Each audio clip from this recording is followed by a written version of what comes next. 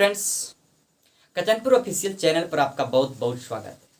आप मेरे चैनल पर नए हैं तो चैनल को सब्सक्राइब कर दीजिए और वीडियो को लाइक कर दीजिए। आज हम लोग पढ़ते हैं क्लास 9 का इतिहास का चैप्टर नंबर 1 और आपको इस चैप्टर को याद करने का ज़रूरत नहीं है। आपको कहानी ही नहीं, आपको एक बेहतर कहानी के रूप में इस चैप्टर को हम समझाने का प्रयास करेंगे।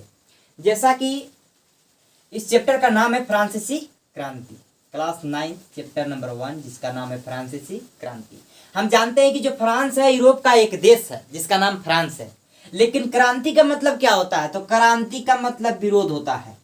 यानी फ्रांस में विरोध किसके किसके बीच हुआ था? राजा और जनता के बीच। कब हुआ था, कैसे हुआ था, इस चीज को जानेंगे इस चैप्टर में, विस्तार से जानेंगे। जैसा कि यहाँ पर लिखा गया है कि फ्रांस में जिस वंश का लंबी समय तक शासन चला है या चला था, यानी फ्रांस में जिस वंश का लंबी समय तक शासन चला था उस वंश को बुर्बो वंश कहा जाता है।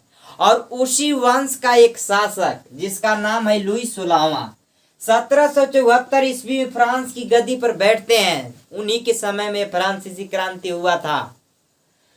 और जो ये लुई 16वां है, इनका पिताजी हुए लुई 15वां। कौन हुई है?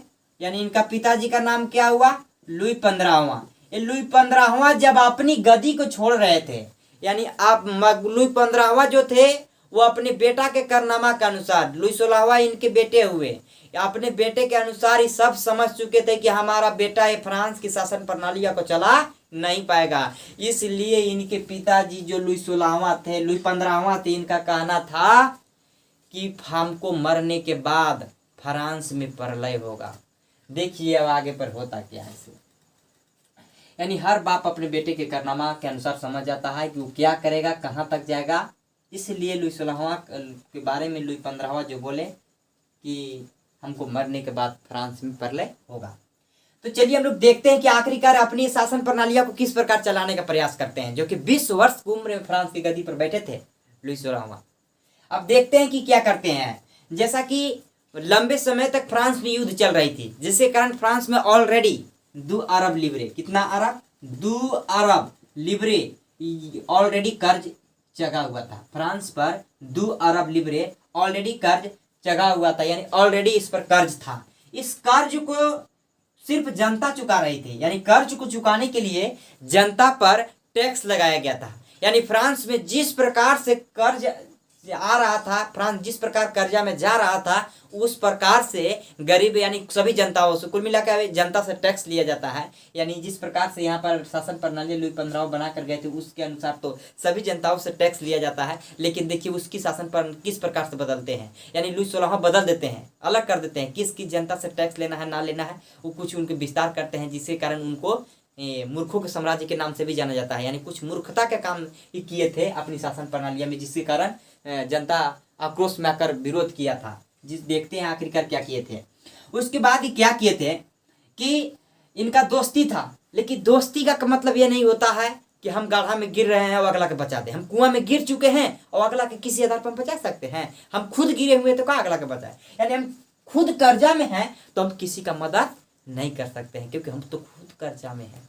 तो होता क्या है कि अमेरिका के 13 उपनिवेश ब्रिटेन ने गुलाम बना रखा था। यानी अमेरिका के 13 उपनिवेशों को ब्रिटेन का बना रखा था गुलाम।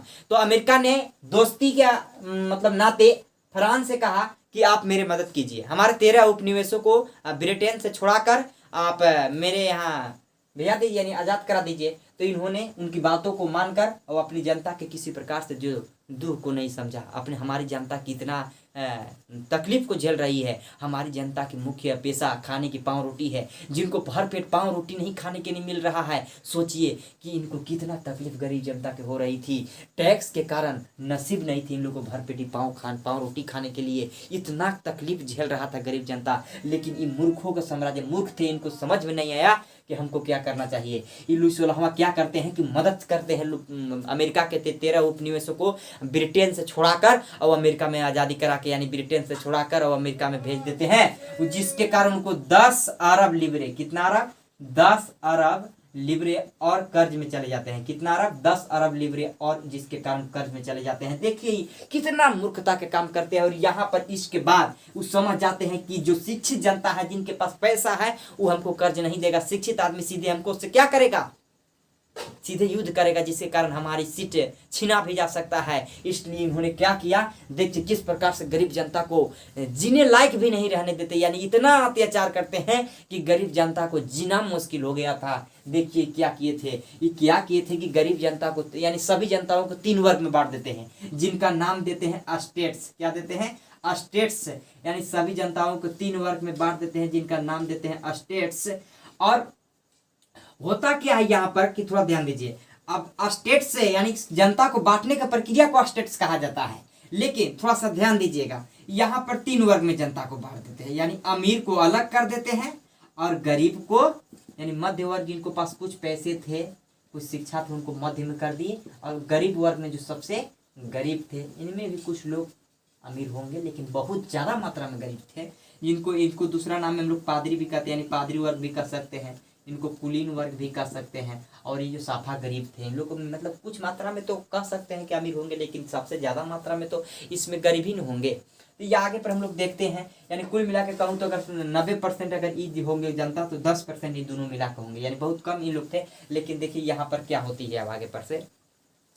यहाँ पर सर लुईस सुलाहमा का कहना था कि देखिए जो किसी प्रकार की जो टैक्स दिया जाएगा हमारे प्रत्यक्ष रूप से, यानी जो सरकार के टैक्स देते हैं जनता, उसको प्रत्यक्ष रूप से कहते हैं। यानी प्रत्यक्ष रूप से जो हमको टैक्स देना है उसको गरीब जनता देंगे, यानी सारी टैक्स कौन देगा? गरीब जनता देगा। और जो अमीर और मध्य वर्ग की जनता को टैक्स देने का कोई जरूरत नहीं है। क्यों ऐसा किए? क्योंकि मतलब ऐसा हमको गद्दी छीना जाएगा। मूर्खता, देखिए मूर्खता ही मूर्खता अपनी शासन प्रणाली में करते हैं। यहाँ पर गरीब जनता को खाने का नसीब नहीं थी, भर पेट खाना नहीं खा रहे थे, और इन लोग को देखिए अलग से कितना टैक्स लिया जा रहा है, यानी जीने लायक भी लोग नहीं रहे हैं। लेकिन इन लोग कर ही क्या सकता है, इन लोग के पास शिक्षा होना चाहिए। जब तक शिक्षा, दौलत की तो बात अलग रह गई, दौलत तो होगा जब इन लोगों के पास शिक्षा होगा तब ना धन संपत्ति होगा। इन लोग, पहला बात, इन लोग शिक्षित ही नहीं था, अशिक्षित था। तो इन लोग को क्या हुआ कि सरकार तो टैक्स ले ही रही थी प्रत्यक्ष रूप से, इनको अप्रत्यक्ष रूप से भी टैक्स लिया गया। यानी सरकार जो टैक्स लिया था उसको हम लोग टाइल कहते हैं। कौन सी कहते हैं? टाइल। और इसको टाइद कहते हैं। जो इन लोग को भी टैक्स दिया पड़ता है। टाइद कहते हैं किसको? यानी गरीब जनता, मध्य वर्ग और अमीर वर्ग के भी टैक्स दिया करते थे। यानी कुछ सरकार को भी देना पड़ता था, इन लोग को मध्य वर्ग और अमीर वर्ग के भी टैक्स दिया करता था। यानी अत्याचार में भी अत्याचार हो रहा था। इन लोग को देखिए किस प्रकार से भूखा मारा जा रहा था, इन लोग को भर पेट खाना नहीं खा रहा था, और किस प्रकार से यहाँ पर इन लोगों को अत्याचार किया जा रहा है। थोड़ी भी बातों को ध्यान से आप लोग समझिएगा कि गरीब जनताओं को यहाँ पर किस प्रकार से अत्याचार किया जा रहा है। उसके बाद देखिए यहाँ पर क्या होती है। इसे यहाँ पर अब समझ चुके थे, यानी गिरने वाला को भी कुछ बचाने वाले हैं, मरने वालों को कुछ लोग ऐसे होते हैं जो मदद करते हैं, समय पर कुछ लोग होते हैं जो मदद करते हैं। मरने वक्त समझिए तो इन लोगों का कुछ लोग मदद करते हैं, बहुत महानता का काम करते हैं, जो गरीब जनता को मदद किए हैं। मदद के रूप में सबसे पहले जो किए हैं वो मोंटेस्क्यू है। कौन है? मोंटेस्क्यू। मोंटेस्क्यू क्या करते हैं कि गरीब जनता को सबसे पहले शिक्षित बनाने का काम करते हैं। इनका कहना था कि जो राजा होते हैं देश के, वो कोई देवता नहीं होते हैं, सिर्फ ढोंग रचा गया है। यानी लुईस सुलाहमा का कहना था गरीब जनता को कि राजा जो होता है ना वो देवता होता है, देवता को बात को मानना चाहिए। और जो शिक्षित लोग हैं वो नहीं समझ आएगा कि देवता का मतलब क्या होता है, गरीब जनता को रोवाना और अमीर जनता को हंसाना। ये गलत है, ढोंग रचा हुआ है। यानी कुल मिला को इस बात को प्रकट कौन किया? मोंटेस्क्यू ने बताया कि सब ढोंग रचल गया है, खाली बुड़बक बनाने के लिए, गरीब जनता को अत्याचार करने के लिए एक सिस्टम बनाया गया है। राजा कोई देवता नहीं होता है। उसके बाद जो मोंटेस्क्यू है एक किताब लिखते हैं जिसका नाम है the spirit of law. The spirit of law में एक किताब में इन्होंने लिखता है कि किसी भी देश की शासन प्रणालियों को अच्छी ढंग से चलाने के लिए 3 प्रकार की सरकार होना चाहिए, कार्यपालिका, न्यायपालिका और विधायिका। अगर 3 प्रकार का सरकार नहीं है तो उसकी शासन प्रणाली अच्छी तरह से नहीं चलेगी। यानी हर मोड़ हर जगह जनता को इस प्रकार 3 लोगों को संदेश देने का काम किए और शिक्षित बनाने का काम किए। उसके बाद एक और महान व्यक्ति के रूप में प्रकट होते हैं वॉल्टेयर। क्या नाम है इनका? वॉल्टेयर। ये भी गरीब जनता को शिक्षित बनाने का किए कि देखिए देवता वो होते हैं, यानी हम लोग को जब जन्म होता है तो सभी का जो ईश्वर ने हम लोग सबका एक समान उन गुण धर्म हम लोग के साथ निभाए हैं, समान फर्ज निभाए हैं। हम लोग को सबका अधिकार समान दिए हैं, पैर हाथ शरीर में सबका अधिकार जब समान दिए हैं तो धरती पर काहे कम बेसी रहेगी। इसलिए अपनी अधिकार को मांगो, अगर नहीं देता है तो विरोध करो, और तब तक विरोध करो जब तक हम लोग को अधिकार न मिल जाए। यानी बहुत इन लोगों ने शिक्षित बनाने के गरीब जनता को काम किए, वो हर मोड़ हर जगह पर इन लोगों ने इन गरीब जनता को शिक्षित बनाने का प्रयास किए। उसके बाद एक और महान व्यक्ति के रूप में इन लोग को शिक्षित बनाने के लिए प्रकट होते हैं, यानी रूसो। ये भी गरीब जनता को बहुत बड़ा मदद किए। समझिए तो इन लोग के लिए भगवान इन लोग हैं, क्योंकि इन लोग को भरपेट खाना ही नहीं दिया जा रहा था। इन लोग को नसीब नहीं था भोजन करने का भरपेट, और सही भोजन पाँव रोटी भी इन लोग को नसीब नहीं हो रही थी, लाइन लगना पड़ रहा था, वो पूरा इन लोग को मिल नहीं रहा था भरपेट। समझिए तो इन लोग के लिए भगवान का काम किए हैं तीनों लोग।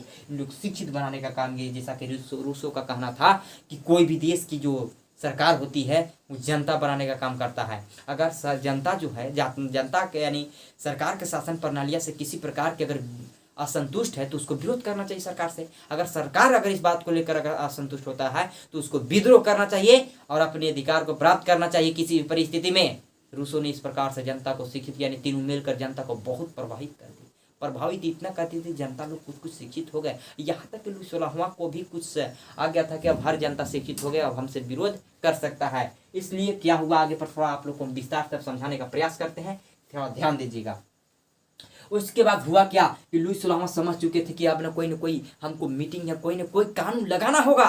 अगर कानून नहीं लगाते हैं तो अब हमारी अंतिम सीमा हो चुकी है। इसलिए वो क्या करते हैं, उन्हीं का एक नेता जिनका नाम है जैकस निकर, क्या नाम है उनका नेता का, जैकस निकर एक उनका नेता थे, जिनका कहना था कि देखिए ये काम कीजिए कि अमीरों से जनता से टैक्स लीजिए, मध्य वर्ग की जनता से टैक्स लीजिए और गरीबों जनता से टैक्स लीजिए। यानी अगर तीनों जनता से अगर टैक्स लेते हैं तो शासन प्रणाली क्या हो जाएगा, अच्छा हो जाएगा और अच्छी ढंग से चलने भी लगेगी। इसलिए तीनों जनता से टैक्स लीजिए।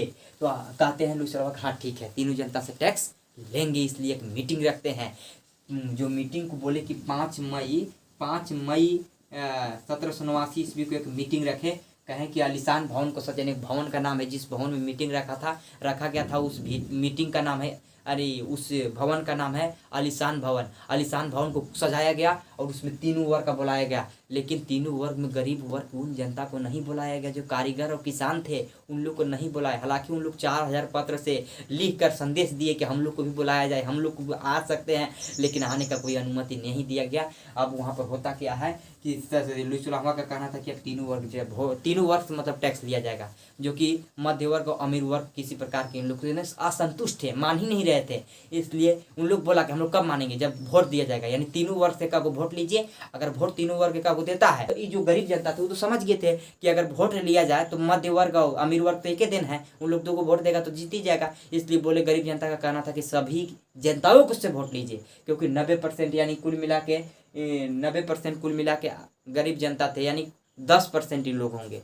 तो इस प्रकार से उन लोग सोचे कि कितने हैं तो हम लोग लगभग 90% है, अगर हम लोग को अगर वोट दिया जाए तो हम ही लोग जीतेंगे, या किसी प्रकार से वोट दिया जाए, अगर नहीं भी जीते या जीते तो भी अच्छा है, लेकिन वोट दिया जाए, सभी जनता को वोट दिया जाए। लुई 16वां भी तैयार होते हैं, लेकिन जो अमीर मध्य वर्ग की जनता और अमीर वर्ग की जनता का कहना था कि नहीं, वोट इसी प्रकार से नहीं होगी, तीनों वर्ग से का वो लेना है तो लीजिए, अन्यथा नहीं होगी। तो लुई 16वां जो है सो क्रोध में आकर गरीब जनता को कहते हैं कि नहीं होगा, अगर तीनों वर्ग से का को वोट देना है तो दीजिए और नहीं देना है तो मत दीजिए।